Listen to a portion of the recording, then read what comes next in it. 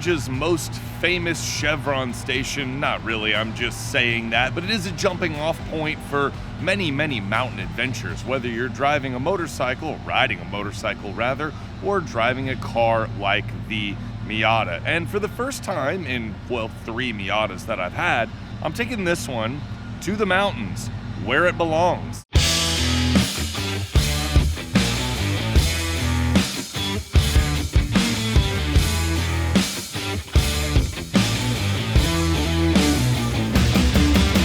What is going on, everyone? Jax here, and today I am with the 2022 Mazda Miata RF Club in the mountains of North Georgia.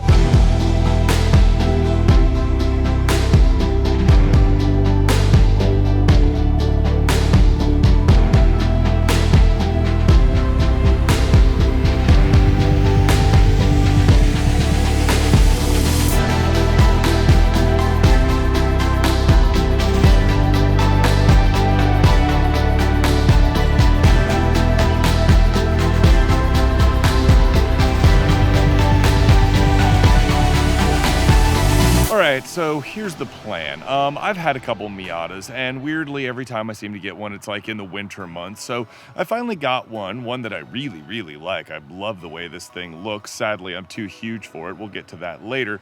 But I got it in a warmer time of year, and I wanted to take it up here into the mountains, and I had an idea. There's a road up here called Wolfpen Gap that a lot of people around here, especially if you ride motorcycles, really like. Some people even stupidly call it Georgia's Tail of the Dragon, which is not at all accurate, but I'm not going to get into all that. However, I don't like Wolfpen Gap. I really don't like it because I drive a C5 Corvette, and it is way too big for that road. Wolfpen, at its start or finish, depending on which way you're running it, has a series of very tight switchbacks. And for a C5, they're too tight. Like, they're pointless in a C5.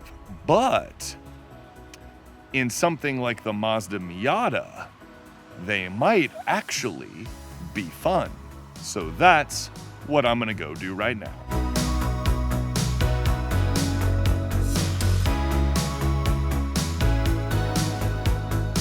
So we've arrived at the crossroads of the Hotchkis Loop, which this is Wolfpen Gap right here. So that's the road we're going to be taking. I just hooked the GoPro up on the side of the car, and one thing I noticed on the way here, which is a particularly great road in and of itself, driving a Miata up here, it's just completely different than driving anything else. You have apexes in turns that you didn't even know you had because the car is so much smaller and you have so much more space in the lane. So you can drive responsibly, of course, inside the double yellow lines, but you can still actually sort of target apexes, which is not really possible in something like a C5 Corvette up here. It's just too wide, it's too big, it's too cumbersome. So let's see how this goes, and then we'll talk about the Miata.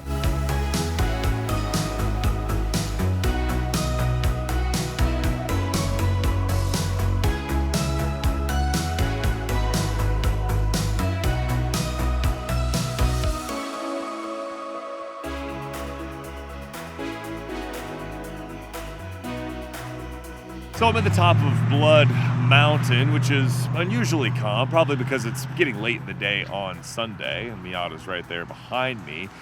You probably have seen some of the footage, or you're about to see some of the footage of the Wolfpen Gap episode, which I would say there's 2 observations. The first is that on sort of the tight sweepers and stuff like that, the Miata is just transcendent. I mean, all the cliches about driving a Miata up here are absolutely true. On the super tight hairpins, I think I've come to the conclusion that I just don't like that stretch of road. A, because they're too tight for anything but a motorcycle, and B, because I got stuck behind a neon green Chevy HHR that refused to use the pull-off. So that guy can go rot in everlasting hellfire for all I care. But the Miata is it's just great. There's just nothing like it up here. There's so much space. I'll show you a little bit of footage from when I got to the Blood Mountain section. Blood Mountain Mountain's sort of famous for being a really awesome twisty road, but also being massive in some places, which is why people get into so much trouble on Blood Mountain. So if you're looking at some of this footage, look at just how gigantic the road looks in comparison to this little Miata. It's almost like a waste of road because the Miata has so much space inside of the lanes. It's insane.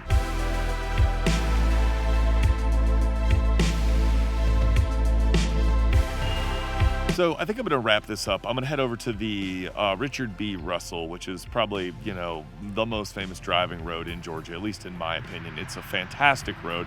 I'm going to head over there to talk about the Miata specs, to tell you what the one giant downside of this car is. And no, it's not what you think it is. It's not my physical size versus the car.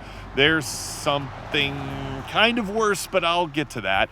I'm going to go up to the top of the Richard B. Russell, and let's wrap up this Miata review with some specs.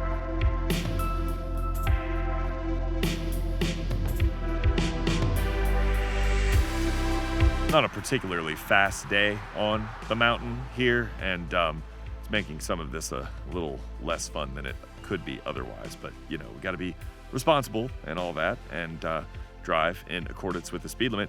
On that note, one thing I will say, hypothetically, theoretically, not that I am actually doing this or would condone doing this, because I'm pretty sure you're not supposed to do this, but the Mazda Miata might be the ultimate flip-flops car to drive barefoot in to operate the manual transmission, allegedly. Again, not that I condone such behavior. So let's use this beautiful view to talk about the Miata styling for just a second, because I'm going to admit something right now. I prefer it like this in the RF model, and I definitely prefer the way that this RF model looks in Club Sport trim with the black accents, and this one has the Brembo Recaro BBS wheels, which basically just makes it perfect. It makes it the most complete Miata you can buy. I know the rag top is the original and that's the way to go, but there's just something about the looks of this hard top that do it for me and add that little bit of extra solidity and security when you're kind of out and about, or like today where we've had a few surprise showers. So forgive me for going against the grain, but I think the RF in Club Sport is the best looking Miata, period. Now, power comes from a naturally aspirated 4-cylinder engine making 181 horsepower and 151 pound-feet of torque, running through a 6-speed manual transmission, as it should be. And honestly, that's plenty up here. I have not wanted for power one bit. In fact, I would say, let me go on a rant here for 10 seconds. This obsession with crazy drifting takeovers spawned by giant horsepower vehicles has gotten out of control, and it's caused people to lose sight of the kind of joy of driving, the delicacy of driving, the sort of tactile sensations of driving, and that is what the Miata is all about. So it is making more than enough horsepower to be enjoyable up here in the mountains, even going uphill. It never runs out of power, and you can focus on the handling and the apexes and the turns and the sensations coming through the steering wheel and the perfect sort of weight and progressiveness of the brakes. You can focus on all of those things instead of, you know, like burnouts. Oh, one thing that I would point out that I found kind of interesting about the way that the Miata handled is that this one feels, I don't know, more supple almost than the last Club Sport I had. And I don't know if it's because the suspension is tuned slightly differently for hard top duty, but it has the Bilstein, you know, shocks with the Club Sport package tuned for, like, you know, more aggressive driving, and it feels amazing up here. I mean, we're going over some, you know, pretty rough mountain roads from time to time, and the suspension sort of comfort level, considering how firm it is, it's just like, I don't know if it's like different than the last one, but it feels different than the last one. It is incredibly comfortable on the highway, but it really stays buttoned down up here in the hills, and I have zero complaints about that. This is a fantastically tuned suspension, as you would expect it to be. Now, the typical Miata roll is present. This car does roll a lot to give you that kind of sensation in the corner corners. I don't really mind it all that much, but it definitely has me being a little bit more conservative than I would be otherwise, or in my car, and maybe that's a good thing because this is a test car after all. Guys, enough with the takeovers and the crazy stuff and the drifting and all that bull crap. This is what it's all about. This is what it's all about. You can hear some people coming. You can hear it on the mountain. This is how it is all the time up here. It's always like this. Let's see what arrives.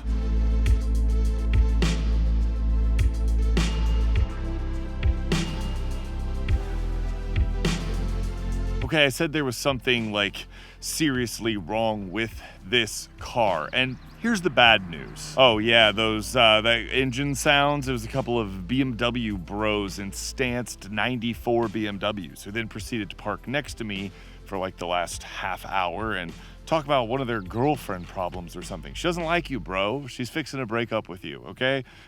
Probably because you drive a Stance 94 3 Series. So the bad news about this Miata is that it costs nearly $40,000. And that is a lot of money. And it's got all the usual Miata kind of quirks. Like, I mean, it's small and you could pack a bag in the trunk and it's got a decent amount of room for what it is, but the interior materials are just okay. It's got Mazda's older infotainment system, wireless Apple CarPlay that works, you know, kind of. And so 40 grand for something like this is a lot, especially when you consider that the very excellent GR86 costs around 33 grand to spec it similarly with a manual transmission, and that is a huge difference. Basically, you've got to be all about this convertible lifestyle because honestly, the Miata, especially the RF, is in a class of one, and how many vehicles can claim that? But if you're not all about the convertible lifestyle, or you're buying the RF because you'd rather have more of a coupe-like Miata, then you should probably get a GR86 instead. Which, by the way, I said in that review that you're comparing the two because they cost about the same. No, big nope. There's like an over $6,000 difference between the GR86 that I would buy and this RF Club Sport.